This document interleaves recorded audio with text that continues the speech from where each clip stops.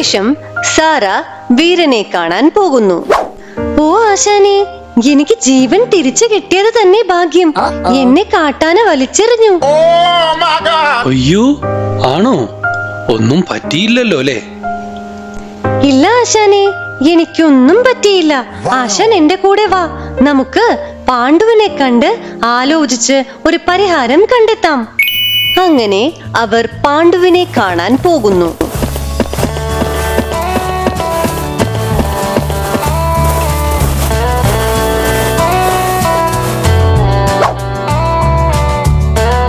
ആഹാ, ഇതാരൊക്കെയാ? എന്താ വിശേഷം? എന്തോ സങ്കടത്തിലാണല്ലോ. എന്റെ കരിമ്പിൻ തോട്ടങ്ങളെല്ലാം കാട്ടാന വന്നു ദിവസേന നശിപ്പിക്കുന്നു. ഇതിനൊരു പരിഹാരം കണ്ടെത്തിയേ പറ്റൂ. ഇത്രയുള്ള കാര്യം. ഞാൻ പോയി ആ കാട്ടാനയുടെ പിന്നിൽ ഒരു സൂചി കൊണ്ട് ഒരൊറ്റ കുത്തു കൊടുക്കാം.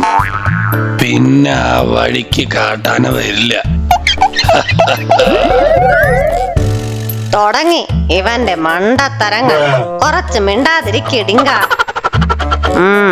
നമുക്ക് എന്തെങ്കിലും വഴി കണ്ടുപിടിക്കാം. പക്ഷെ കാട്ടാനയായതുകൊണ്ട് ഇത്തിരി ബുദ്ധി ഉപയോഗിക്കേണ്ടി വരും.